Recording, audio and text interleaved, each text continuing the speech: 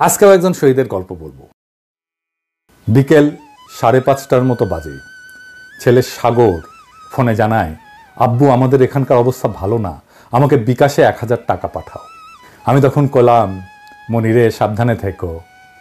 ফোনের কথা শেষ করেই নাড়ুয়া বাজারে যাই, বিকাশে টাকা পাঠায়। সাইকেলে বাড়ি ফিরতে ফিরতে টাকা পাইছে কিনা নিশ্চিত হতে ফোন করি, কিন্তু ফোন আর ধরে না। তখন থেকে আমার বুকটা কেমন যেন করতেছিল। মাগরিবের নামাজ শেষ করে সালাম ফেরানোর সময় পকেটের ফোন বাইজা ওঠে, মনটা কেমন আটকে ওঠে। আমার মেয়ে মুসমি ফোন করে বলে, আব্বু বাড়ি এসো। বাড়ি এসে দেখি সব এলোপাথারি, কেউ কিছু বলতেছে না। বড় জামাতা রঞ্জু এদিক সেদিক করতেছে। পরে আমার এক নাতি এসে বলছে, বাবাইর মানে সাগর মাথায় গুলি লাগছে, হাসপাতালে আছে। কথাগুলো বলছিলেন ঢাকার মিরপুর 10 নম্বর গোল চত্বরে 19 জুলাই বিকেল আন্দোলনের সময় গুলিবিদ্ধ হয়ে নিহত সাগরের বাবা কৃষক তোফাজ্জল হোসেন। রাজবাড়ীর বালিয়াকান্দি উপজেলার নাড়ুয়া ইউনিয়নের টাকাপোড়া গ্রামের দরিদ্র কৃষক তোফাজ্জল হোসেন। ছেলে সাগর আহমেদ, 22 বছর বয়স। মিরপুর সরকারি বাংলা কলেজের রাষ্ট্রবিজ্ঞান বিভাগের স্নাতক 2য় বর্ষের শিক্ষার্থী ছিলেন।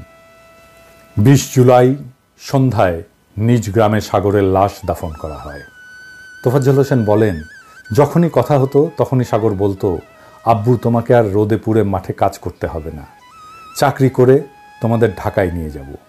আমার মানিক হোটেলে কাজ করত, রাতে মেসে ফেরার সময় কিছু খাবার নিয়ে আসতো, রাস্তায় থাকা মানুষকে দিত।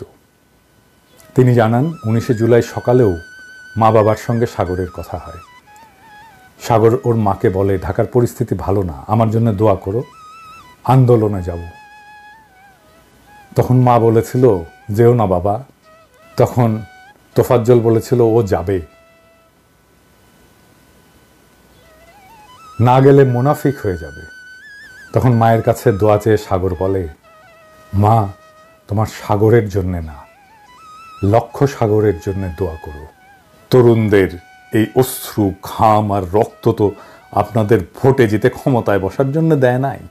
এই রক্ত অশ্রু ঘাম চুপ্পুকে রাষ্ট্রপতি রাখার জন্য দেয় নাই। এই রক্ত অশ্রু ঘাম সাংবিধানিক ধারাবাহিকতা রক্ষার জন্য দেয় নাই। এই রক্ত অশ্রু ঘাম সেই সংবিধানকে রক্ষা করার জন্য দেয় নাই যেই সংবিধান ফ্যাসিবাদের জন্ম দিছে। এই রক্ত তো ছাত্রলীগকে ছাত্র দলে ঢুকানোর জন্য দেয় নাই। এই রক্ত তো আওয়ামী লীগের ফেলে যাওয়া সাম্রাজ্য দখলের জন্য দেয় নাই। জনগণের কাছে, ছাত্র জনতার কাছে, বাংলাদেশের তারুণ্যের কাছে প্রশ্ন রেখে গেলাম, আপনারাই দেখেন আপনাদের রক্ত আর ত্যাগকে কারা ভোটের বাক্সে ভরে ক্ষমতা উপভোগ করতে চায়। এইবার বলেন, আমাদের লড়াই কি এখনো শেষ হয়েছে? আমাদের পথ চলা কি শেষ হয়েছে এখনো? আমাদের কি এখনো জোর গলায় আবারও স্লোগান ধরার সময় আসেনি? ইনকিলাব জিন্দাবাদ।